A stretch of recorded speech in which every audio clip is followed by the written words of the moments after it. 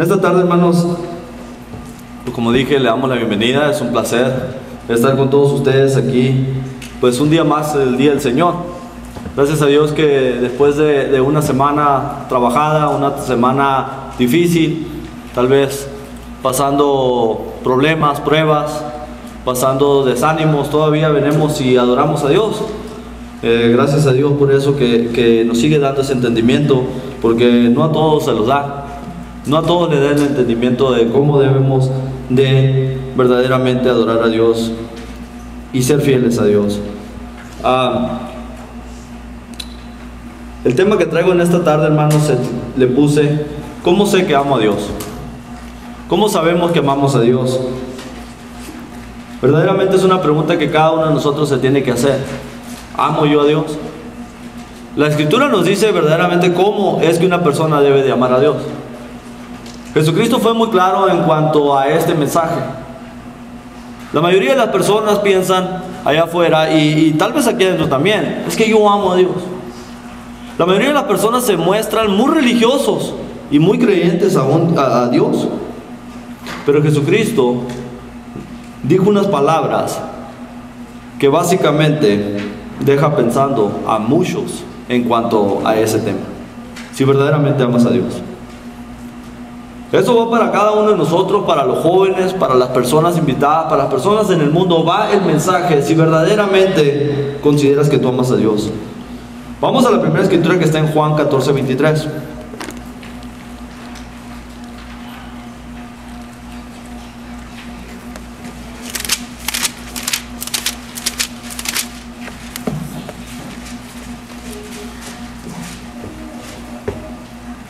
Respondiendo Jesús y les dijo: el que me ama, mi palabra guardará, y mi Padre le amará, y vendremos a él y haremos morada con él.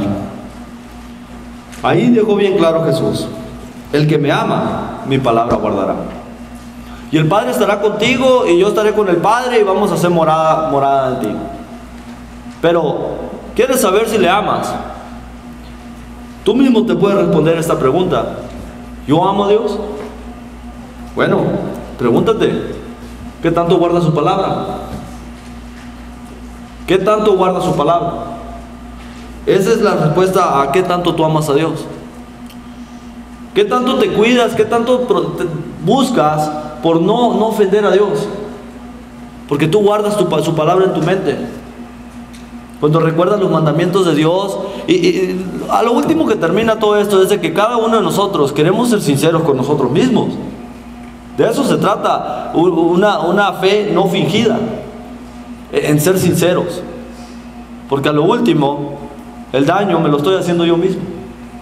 El daño me lo hago yo mismo. Entonces aquí Juan, el Espíritu Santo por medio de Juan, deja muy claro a la gente que dice: con el favor de Dios, ay, Dios primero. Esos dichos yo los escuchaba, yo mismo los decía. Yo me acuerdo lo que es supuestamente amar a Dios y creer en Dios y confiar en Dios, pero a mi manera, conforme a lo que me agradaba a mí. Yo recuerdo eso, yo estaba ahí. Pero cuando leí la Escritura que dice: el que me ama, mi palabra guarda, y mis mandamientos va a guardar y los va a llevar a cabo, me di cuenta que el amor que yo le tenía a Dios era muy diferente al que él describe. Era muy diferente. Cada uno de nosotros recuerda qué tan creyentes éramos, pero no de acuerdo a la palabra, de acuerdo a lo que yo creía, de acuerdo a lo que a mí me convenía. Pero lo que Dios requiere de cada uno de nosotros es muy diferente. Me di cuenta que yo creía en un Dios de conveniencia. Yo obedecía a un Dios de conveniencia cuando me convenía. Era de fe. Mis palabras, mi vocabulario, mis pensamientos eran contrarios a lo que la palabra de Dios me enseña. Pero a la hora de la necesidad, a la hora de tener un problema, qué religioso era, o qué religioso es el mundo. Pero no, eso no es de acuerdo a Dios. De acuerdo a Dios, dice Juan, El que ama a Dios, dijo Jesucristo, el que me ama, mis mandamientos va a cumplir. Mi palabra va a guardar. ¿Dónde? ¿En el closet? ¿La Biblia ahí en un lugar donde se mire bonita? No, la vas a guardar en tu mente y la vas a llevar a cabo. Y cada vez que te topes con una situación, te debes de preguntar, ¿qué es lo que dice Dios aquí? ¿Cómo debo de comportarme aquí? En ese momento vas a decir, verdaderamente estoy llevando la palabra de Dios a cabo, porque cada vez que quiero hacer algo, yo mismo me reprendo y digo, eso no dice allá en la escritura en tal lugar. Entonces, verdaderamente nos podemos dar cuenta si cada uno amamos a Dios o no. Pero las personas allá afuera así lo creen. Creen que aman a Dios. Pero la palabra de Dios está fuera de sus mentes. Está fuera de sus mentes. Jesucristo cuando llegó le dijo a los judíos, les dijo unas palabras tan duras que no sé cómo se sentirían si yo hablara de la misma manera, pero yo no puedo hablar de la misma manera. Jesucristo fue el que llegó y habló con esas palabras tan duras cuando le dijo a aquel pueblo que se creía tan religioso y tan devoto y que buscaba la ayuda de Dios según ellos, y les dijo, hipócritas, les dijo, este pueblo de labios me honra, pero su mente, la palabra, no está ni siquiera cerquita de sus mentes, pero de boca para afuera me honra. Y así les dijo con unas palabras tan duras. Pero ¿por qué lo haría? ¿Por qué lo hacía de esa manera Jesús? Porque le interesaban sus almas. Porque estaba como un padre cuando ya no hayas qué hacer con tu hijo y lo reprendes tan duro que hasta a lo mejor le das sus cintarazos en sus nalguitas. De lo desesperado que quieres ayudar a este joven a que crezca y se enderezca y crezca como un hombre que debe de seguir la voluntad de Dios. Esa desesperación es la que a veces se le nota a Jesús cuando les hablaba tan duro. Y así era. Era Él el que lo decía. Vamos a ver qué dice Santiago 2, del 18 al 20.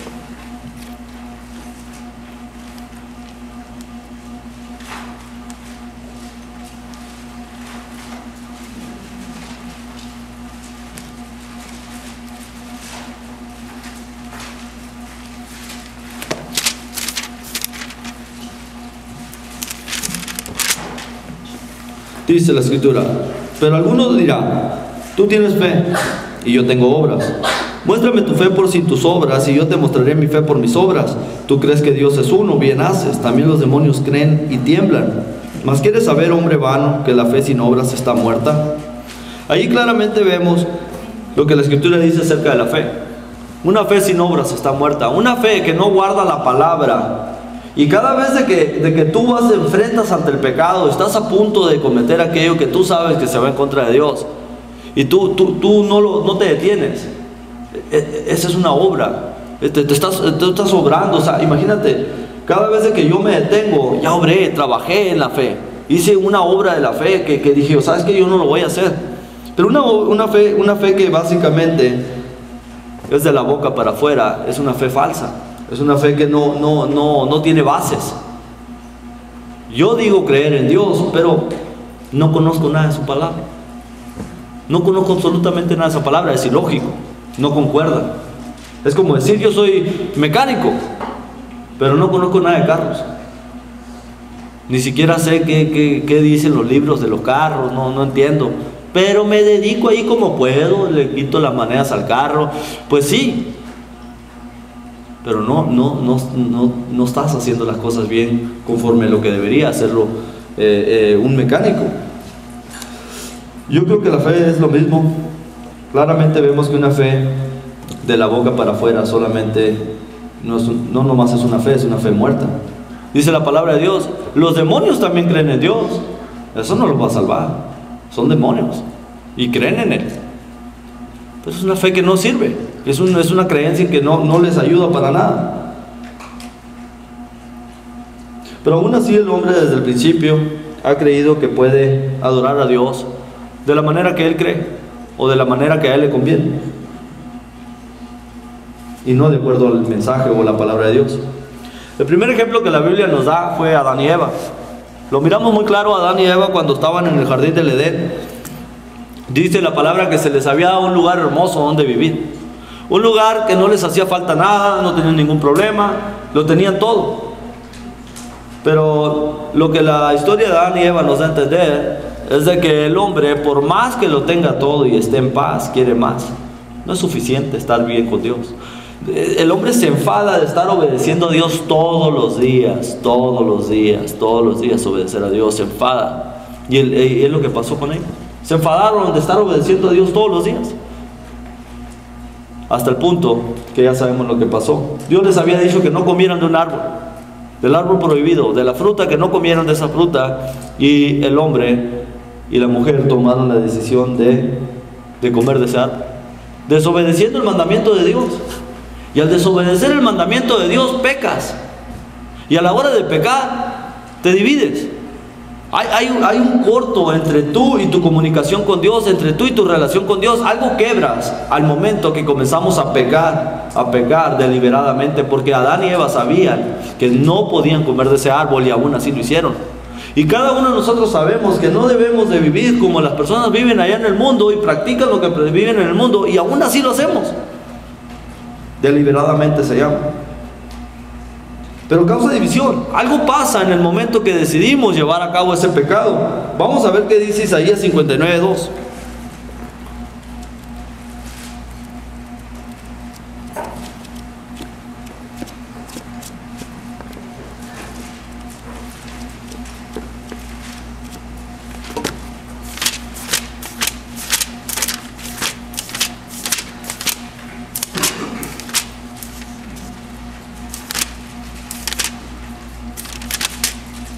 Isaías 59:2 dice: pero vuestras iniquidades han hecho división entre vosotros y vuestro Dios, y vuestros pecados han hecho ocultar de vosotros su rostro para no oír. En realidad, nuestras iniquidades, nuestros pecados han hecho una división, hacen división. Cada vez que tú y yo decidimos, optamos por el pecado, causamos una fractura en la relación entre yo y Dios. Algo pasa ahí que se quebra esa relación. Y el pecado es lo que lo provoca. Eso es lo que Él lo hace. Por medio de nuestra decisión de querer pecar. Lo tenían absolutamente todo. Solamente se tenían que mantener obedeciendo a Dios. Pero lo perdieron. Se dice que en el jardín del Edén no se envejecía uno. No llegabas anciano, no te dolía el cuerpo, no te enfermabas, no había nada malo. Podías hablar a la hora que tú quisieras con Dios y Él te escuchaba y tú podías escuchar su voz. Imagínense cómo ha de haber sido eso.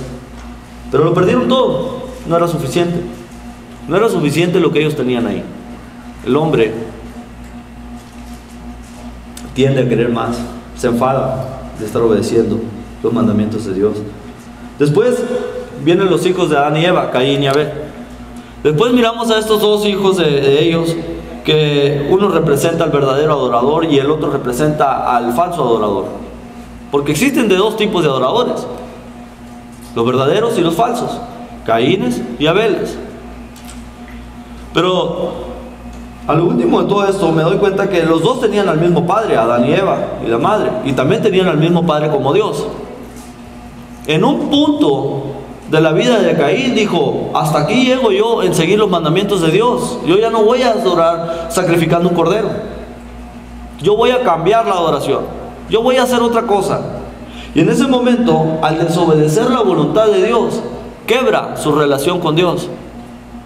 Quebra su relación con Dios, y es odiado, es despreciado por Dios por haber hecho lo que Él quería, por haber hecho lo que más le convenía, por creer que Él tenía una mejor manera de hacer las cosas. En ese momento quebra su relación por dejar de obedecer los mandamientos de Dios. El mandamiento era simple y sencillo: sacrificar un cordero. Era muy simple: mantente sacrificando un cordero y vas a estar bien conmigo. ¿A qué momento se le ocurre a Caín decir: no más, hasta aquí llegué, ya me enfadé, yo voy a hacerle diferente? Aunque sigo adorando a Dios, aunque todas mis intenciones son buenas y mi ofrenda es para Dios.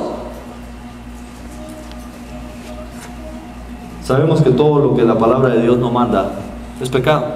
En ese momento él comete ese error. También Jacob y Esaú nos dan un ejemplo. Romanos 9:13. Vamos a ver qué dice Romanos 9:13.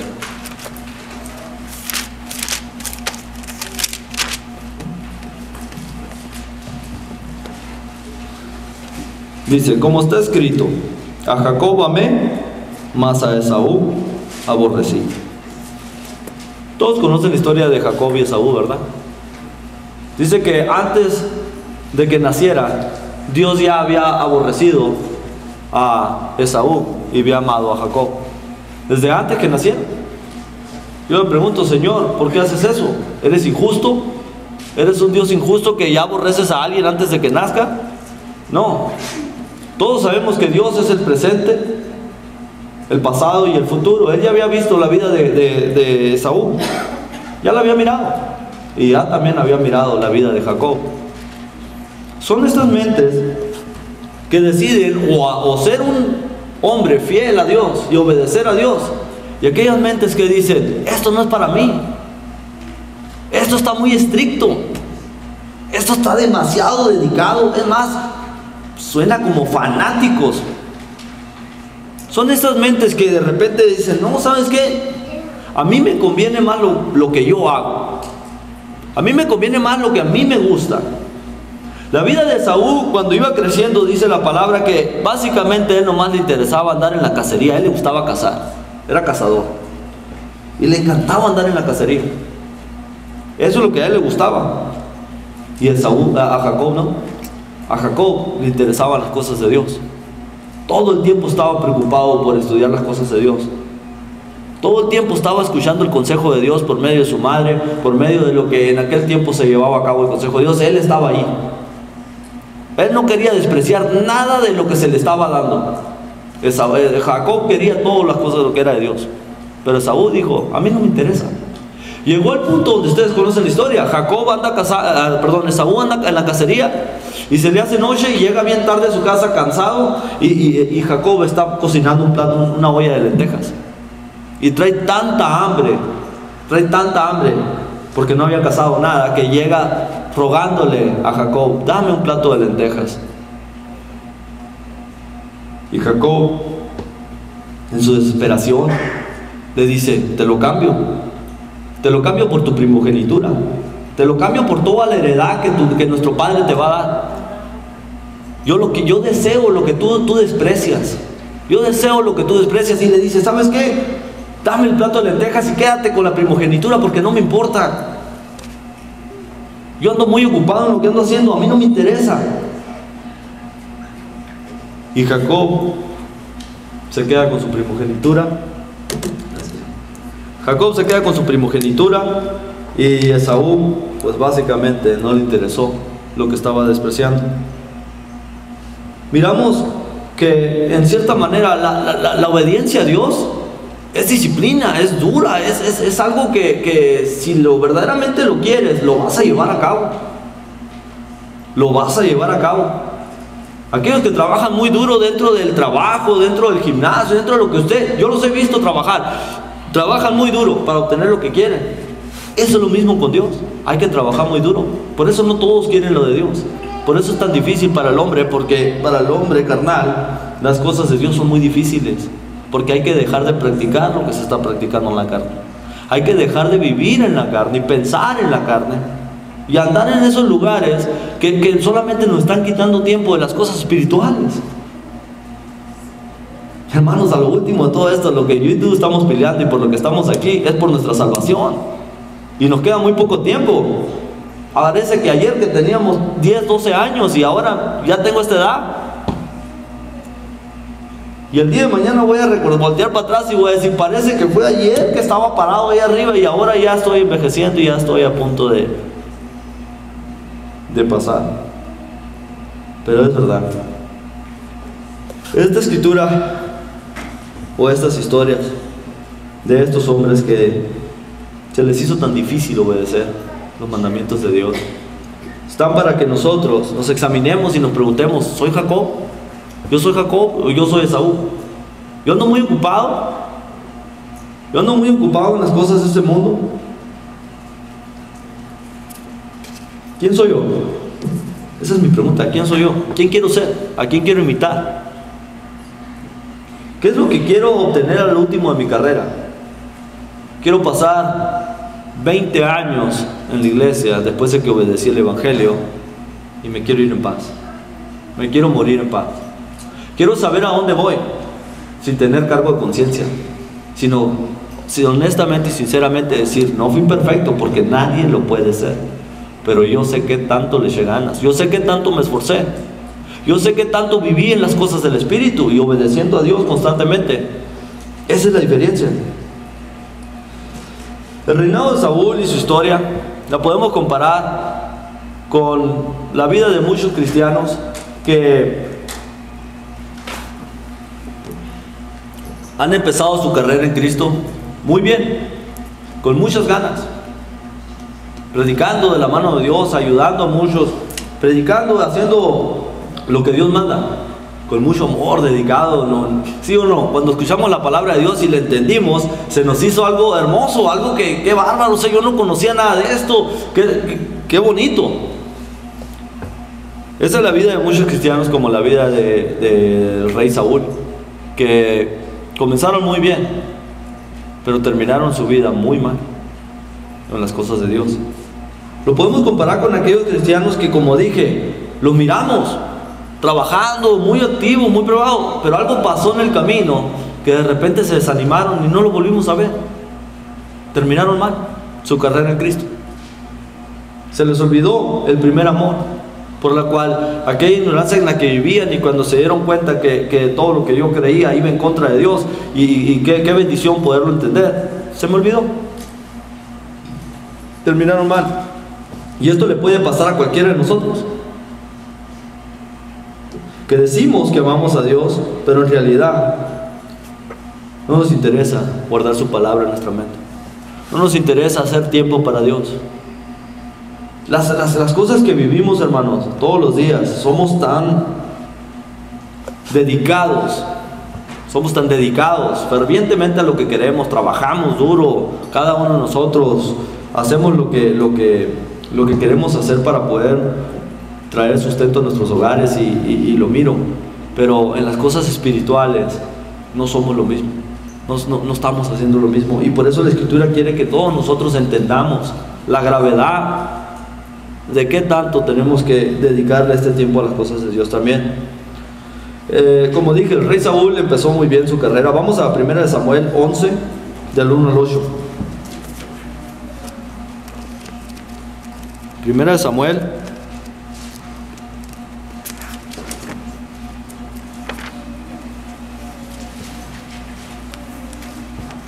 11 del 1 al 8.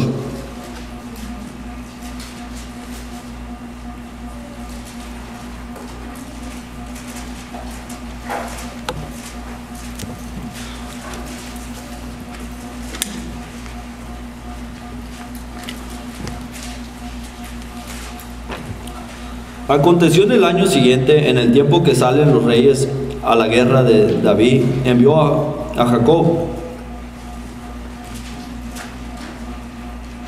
Perdón, dice 1 Samuel, otro en 2 Samuel.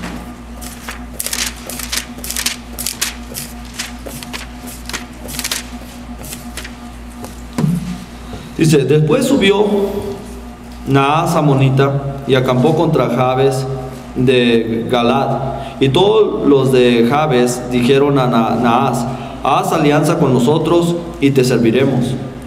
Y Naas amonita les respondió: con esta condición haré alianza con vosotros, que a cada uno de todos vosotros saques el ojo derecho y ponga en esta afrenta sobre todo Israel. Entonces los ancianos de Jabes le dijeron: danos 7 días para que enviemos mensajeros por todo el territorio, y por todo el territorio de Israel, y si no hay nadie que nos defienda, saldremos a ti. Llegando los mensajeros a Gaba de Saúl, dijeron estas palabras en oídos del pueblo, y todo el pueblo alzó voz y lloró. Y he aquí Saúl, que venía del campo tras los bueyes, y dijo Saúl: ¿qué tiene el pueblo que llora? Y le contestaron: las palabras de los hombres de Jabes. Al oír Saúl estas palabras, el Espíritu de Dios vino sobre él con poder, y él se encendió en ira en gran manera. Y tomando un par de bueyes, los cortó en trozos y los envió por todo el territorio de Israel por medio de mensajeros, diciendo: así se hará con los bueyes del que no saliere en pos de Saúl y en pos de Samuel. Y cayó temor de Jehová sobre el pueblo, y salieron como un solo hombre. Y los contó en Besec, y fueron los hijos de Israel 300,000 y 30,000 hombres de Judá. Ahí vemos, este fue el inicio del reinado de Saúl, el rey Saúl. Antes del rey Saúl no existían reyes en Israel. El profeta Samuel se estaba haciendo viejo, cada vez se estaba envejeciendo más, y los hijos de Samuel no querían nada, absolutamente nada. Habían escogido hacia el otro lado, no querían nada con Dios. No les interesaba lo que su padre Samuel hacía. Era un profeta de Dios. Samuel hacía las cosas como Dios mandaba, era un profeta fiel a Dios. Pero los hijos no. El pueblo de Israel se desespera y dice: bueno, si tú ya estás envejeciendo y vas a morir, necesitamos a alguien que nos guíe, que nos lleve adelante. Necesitamos un rey. ¿Por qué un rey? Anteriormente no había habido reyes en Israel, porque miraban las demás naciones que ellos también tenían rey y querían ser como los demás. Querían ser como las demás naciones que tenían a un rey enfrente, lo querían ver, lo querían palpar. No se conformaban con el mensaje de Dios, que Dios fuera su rey directamente. Dios le hablaba a Samuel y le decía al pueblo lo que tenía que hacer. Dios era el rey para Israel, pero no, ellos querían uno terrenal, que lo pudieran ver. Pues Dios le dijo a Samuel que no había problema, que les iba a dar un rey, y que él iba a dar una señal de quién iba a ser ese rey. E iba a ser el rey Saúl. Iba a ser el primer rey de Israel. En ese tiempo, el padre de Saúl se le habían perdido unos bueyes y le dijo: ve y búscalos, tráemelos porque se me perdió el ganado. Ve, tráeme el ganado que se me perdió. Se agarra Saúl caminando con unos hombres a buscar el ganado, y de una manera u otra va y da con Samuel. Pero Dios le había dicho a Samuel: va a venir un hombre a ti que se llama Saúl, y a él vas a ungir como rey. A ese hombre vas a ungir como rey.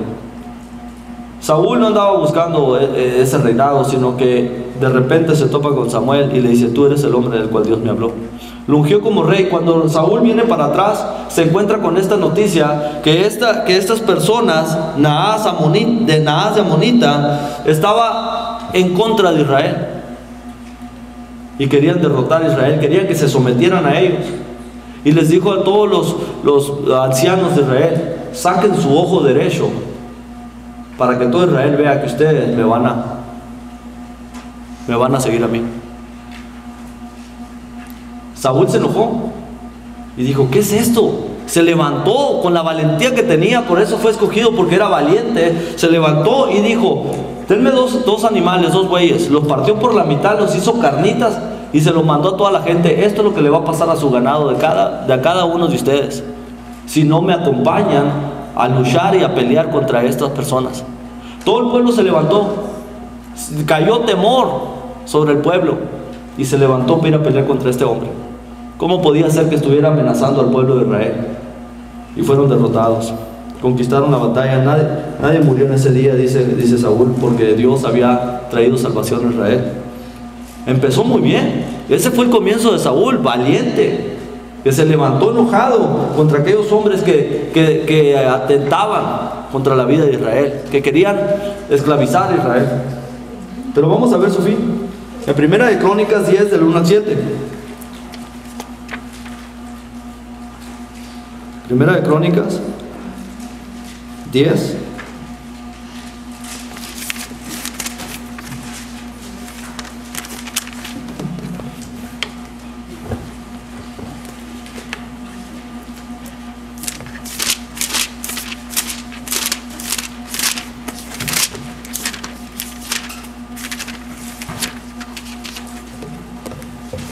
Dice: los filisteos pelearon contra Israel y huyeron delante de ellos los israelitas y cayeron heridos en el monte de Gilboa. Y los filisteos siguieron a Saúl y a sus hijos y mataron los filisteos a Jonatán, a Abinab y a Malquisua, hijo de Saúl. Y arreciando la batalla contra Saúl, le alcanzaron los flecheros y fue herido por los flecheros. Entonces dijo Saúl a su escudero: saca tu espada y traspásame con ella, no sea que vengan estos circuncisos y hagan escarnio de mí. Pero su escudero no quiso, porque tenía mucho miedo. Entonces Saúl tomó la espada y se echó sobre ella. Saúl se terminó quitando la vida porque los filisteos lo iban a conquistar. Básicamente se mató, se echó sobre su propia espada para morir. ¿Qué le pasó? Toda la casa de Saúl murió, sus hijos murieron, los mataron. ¿Por qué murió tan feo este rey? ¿Por qué murió tan feo si había conquistado tantas batallas a la mano de Dios? Había sido un buen rey, valiente, fue escogido como el primer rey de Israel. ¿Qué le pasó? ¿Qué hizo Saúl para que se mereciera esta muerte tan fea después de haber sido un gran rey? Vamos a ver qué dice Primera de Crónicas 10, del 13 al 14. 10, 13 al 14 dice: así murió Saúl por su rebelión con que prevaricó contra Jehová, contra la palabra de Jehová, la cual no guardó, y porque consultó a una divina y no consultó a Jehová. Por esta causa lo mató y traspasó el reino a David, hijo de Isaí. ¿Por qué razón Saúl se quitó la vida? Porque dice la palabra que fue rebelde. Dice la palabra que no guardó su palabra y que consultó a una bruja para que le dijera qué es lo que le iba a suceder en el futuro. Por muchas razones miramos que un gran rey se olvidó, dejó de obedecer a Dios en un punto, dejó de olvidarse, y mientras más pasaban los años, su cabeza se fue haciendo más grande y más grande y más grande, hasta creerse que él era el rey de Israel. Se olvidó que el rey de Israel era Dios y que él solamente era un utensilio para que los hombres pudieran verlo y hablar por medio de él. Pero el rey era Dios, él era primero. Y dijo Saúl: yo soy primero. Se olvidó, se hizo rebelde, no guardó su palabra. Y ahorita vamos a ver por qué no guardó su palabra. Pero muchas personas pueden decir que injusto. Pero aquí me doy cuenta que verdaderamente, hermanos, toda acción trae una reacción. Todo lo que tú siembres, eso es lo que vas a levantar. Aquí me doy cuenta que verdaderamente algo hizo este hombre. Hubo una razón por la cual este hombre se quitó la vida y terminó separado completamente de Dios después de haberlo servido por tanto tiempo. Eso quiere decir, hermanos, que lo que dicen las iglesias allá afuera, de que una vez salvo, todo el tiempo salvo, es mentira. Todos estamos propensos a caer. Por eso es que yo lucho todos los días, y cada uno de nosotros debe seguir luchando todos los días para no caer. Tenemos que estar peleando todo el tiempo esta batalla que llevamos. Vamos a ver qué dice Proverbios 11, 19.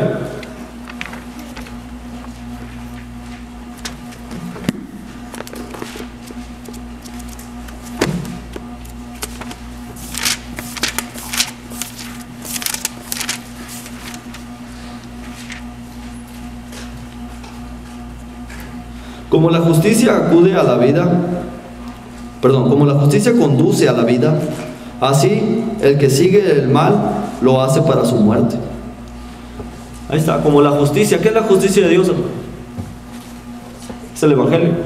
Está en el Nuevo Testamento. Como la justicia te guía y te conduce a la vida eterna, así el que sigue el mal lo hace para su propia muerte. Era de verse venir lo que Saúl le esperaba. Él seguía rebelde contra Dios, él seguía desobedeciendo a Dios. Esta es una ley que no cambia. Estaba ayer, está ahora y va a estar el día de mañana. Lo que tú estás haciendo, algo te va a venir para atrás. Vamos a ver qué dice Proverbios 26:2.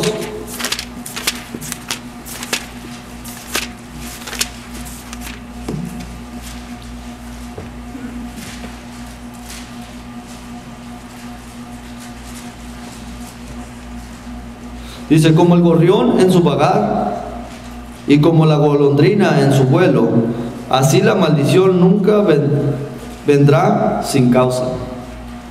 Así la maldición nunca vendrá sin causa.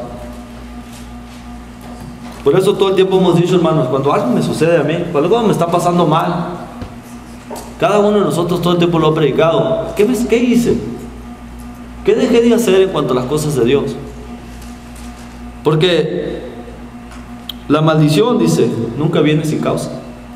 La maldición nunca viene sin causa. Algo hicimos, algo hiciste para que esta cosa suceda. Estaba de venir o estaba de verse lo que a Saúl le iba a pasar. Se le había olvidado quién era primero. Se le había olvidado que se tenía que mantener en obediencia. No importa qué tantos años había reinado, no importa qué tantos años estamos en la iglesia. Hay que mantenernos en obediencia, hermano, porque estamos queriendo entrar al cielo.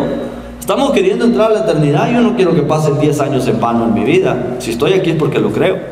Creo que hay una eternidad. Creo que hay un cielo. Yo no puedo pasar esos años de mi vida en vano dentro de la iglesia. Yo tengo que luchar. Tengo que luchar para adquirir esto. Pero me tengo que mantener en obediencia. Y que no se me olvide. Que no se me olvide que simplemente soy un pecador. Y que Dios ha tenido misericordia de mí. Por medio de la sangre de Jesucristo me ha limpiado. Y ahora tengo el privilegio, hermanos, de ser quien soy y pararme enfrente de ustedes. Y que Dios me use. Yo no soy el que estoy hablando. El hermano que predica aquí arriba y se levanta aquí arriba, no es él, es el Espíritu, es la palabra la que habla. O solamente que no usemos la Biblia, solamente que no usemos escrituras, pero es Cristo. Cuando usamos las escrituras es Dios el que nos está diciendo qué decir por medio de estas escrituras. Vamos a ver el error de Saúl, en Primera de Samuel 15 del 1 al 3. Primera de Samuel 15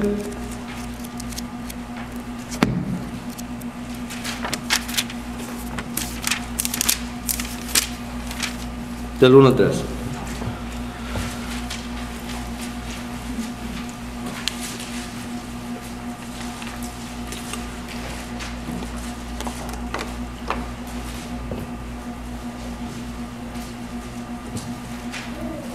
Después Samuel dijo a Saúl: Jehová me envió a que te ungiese por rey sobre su pueblo Israel. Ahora, pues, está atento a la palabra de Jehová. Fíjense lo que dice ahí, hermanos. Está atento a la palabra de Jehová. Así ha dicho Jehová de los ejércitos: yo castigaré lo que hizo Amalec a Israel al oponerse en el camino cuando subía de Egipto. Ve pues y hiere a Amalec y destruye todo lo que tiene, y no te apiades de él. Mata a hombres, mujeres, niños y aún los de pecho, vacas, ovejas, camellos y asnos. Dios le había dado el mandamiento al rey Saúl: ve y acaba con este hombre, ve y acaba con esta gente, deshácete de todo, que no quede nada vivo. Aún los niños de pecho, aún los niños más chiquitos tenían que morir. No había de quedar absolutamente nada de este hombre y de esta nación. Esta es la manera en que Saúl desobedece a Dios. ¿Qué dijo Saúl? Cuando los hombres le presentaron la idea, dijeron: bueno, fueron, derrotaron a Amalec, pero no lo matan. Vamos a quedarnos con Amalec, vamos a quedarnos con las becerras, vamos a quedarnos con los corderos y nos los llevamos a Israel, y así ya no tenemos que sacrificar nuestro propio ganado y se lo sacrificamos a Dios. Vamos a agarrar lo mejor de este ganado y se lo llevamos a Dios. Se le ocurre a estos hombres decir: vamos con estas ganancias deshonestas a ofrendarlo a Dios. Esas ganancias tenían que morir, esos animales tenían que morir. Ese es el mandamiento de Dios. Pero dijeron: ¿sabes qué? Vamos a hacer esto, Saúl. Y Saúl dice: ok. Siendo el rey de Israel, dice: ok, está bien. Y todos sabemos lo que pasó. Viene el profeta Samuel y mira al rey parado al lado del rey Saúl y le dice: ¿por qué dejaste vivo a este hombre? El orden era que lo mataras. ¿Y por qué escucho tanto ganado también con ustedes? Tenía que morir el ganado, los niños, los perros, los gatos, todo. Agarra la espada Samuel, el profeta, y mata al rey. ¿Y qué le dice a Saúl? Por cuanto tú desechaste la palabra de Dios, el consejo de Dios, Dios te ha desechado a ti para que no seas rey. Sí, a lo mejor a esta persona se le hicieron lógico decir, bueno, pues unos ganaditos ahí, ¿verdad? Se lo ofrecemos a Dios en buena onda. Pero no fue así. No fue así. Es lo mismo de Caín. En buena onda ofreció a Dios lo que no le había pedido y Dios no se lo aceptó. ¿Qué le hacía creer a Saúl y a todos sus soldados que iba a hacer excepción a ellos?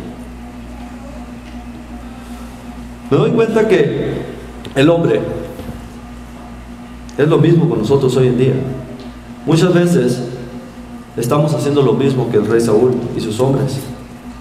Al igual nosotros nos manda a que acabemos con nuestro peor enemigo.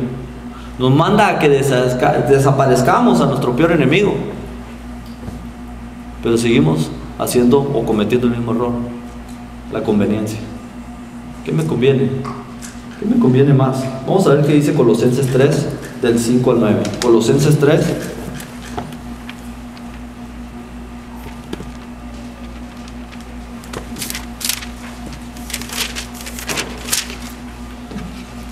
Aquí está el mandamiento que ahora Dios le da a cada uno de nosotros y nos dice, ve y acaba con todo, nos dice. Hacer morir pues lo terrenal en vosotros, fornicación, impurezas, pasiones desordenadas, malos deseos y avaricia, que son idolatría, cosas por las cuales la ira de Dios viene sobre los hijos de desobediencia, en el cual vosotros también anduvisteis en otro tiempo cuando vivías en ellas. Pero ahora, dejar también vosotros todas estas cosas: ira, enojo, malicia, blasfemias, palabras deshonestas de vuestra boca. No mintáis los unos a los otros, habiéndonos despojado del viejo hombre con sus hechos. Ahora el mandamiento para nosotros, como le dio el rey Saúl, dijo, acaba con todo esto. Haz morir toda pasión desordenada que hay en ti, todo mal pensamiento, toda mala palabra, toda hipocresía, todo lo que está dentro de ti, hazlo morir. Acaba con todo. Pero al igual que los soldados decimos, bueno, he ido a pelear, ¿estoy peleando o no? Y he acabado con algunas cosas, pero hay ciertas cosas que todavía las traigo conmigo. Hay ciertas cosas que aquí las traigo todavía y que no estoy dispuesto a matarlas. No estoy dispuesto a matarlas. El deseo de querer trabajar más para poder ofrendar a Dios. Hermano, no dejes a Dios por ir a trabajar porque le vas a ofrendar más a Dios. No, mejor ven, adóralo como Él lo quiere, obedécelo. Hermano, Dios nos da 6 días a la semana para que trabajemos. Nos da 8 días, 8 horas diarias, todos los días, para que dediquemos al trabajo y a ganar dinero. No estamos diciendo no trabajar, no estamos diciendo deja de trabajar. Estamos diciendo, o la palabra nos dice, deja de poner cosas enfrente de mí, de tu carrera en Cristo. Deja de poner cosas enfrente de tu crecimiento espiritual. Porque ¿saben qué, hermanos? A lo último, nos queda muy poco tiempo. Si Dios nos disciplina y nos regaña y nos escatima y nos azota como a hijos, es porque sabe que tenemos que dejar y hacer morir todo esto para poder llegar con Él. Y quiere que cada uno de nosotros lleguemos allá. Pero el peor enemigo del hombre es la carne. Y nos manda, acaba, haz morir todo, nos dice. Como le dijo a Saúl. El apóstol Pablo dijo, miserable de mí. Miserable de mí, ¿quién me librará de este cuerpo de muerte? Cada uno de nosotros sabe que cuando anda allá afuera, este cuerpo es el que lo empuja a uno y desea a uno de andar en el pecado. Miserable de mí, este es mi peor enemigo y tengo que acabar con él.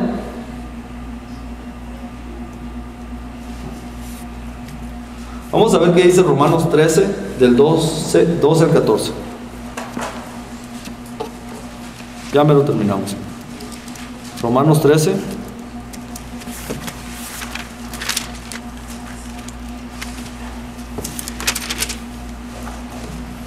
Al 14 dice.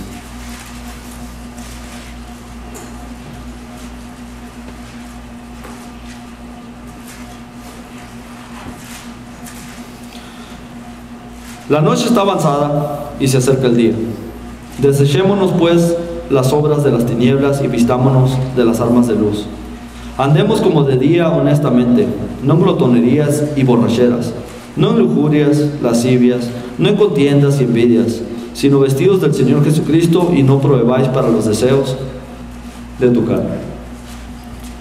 La noche está avanzada, dice. Si la palabra de Dios nos habla como nos habla, y es tan dura la palabra de Dios, es porque la noche está avanzada, hermanos. Necesitamos realizar que no nos queda mucho tiempo, ya sea el fin del mundo, ya sea mi propio fin cuando yo muera. Porque hasta donde yo muera, hasta donde yo viva, hasta allí voy a tener la oportunidad de hacer algo para Dios. Y ojalá que no lo quiera hacer el día que ya me pegue un cáncer y esté acostado en la cama y diga, quiero predicar. Y hermano, a Dios no lo podemos engañar. Por eso es que dice, la noche está avanzada. Vistámonos de luz. Vistámonos de Cristo y no proveáis para los deseos de tu carne, porque son los que se oponen en contra del Espíritu y no te dejan hacer ni crecer espiritualmente.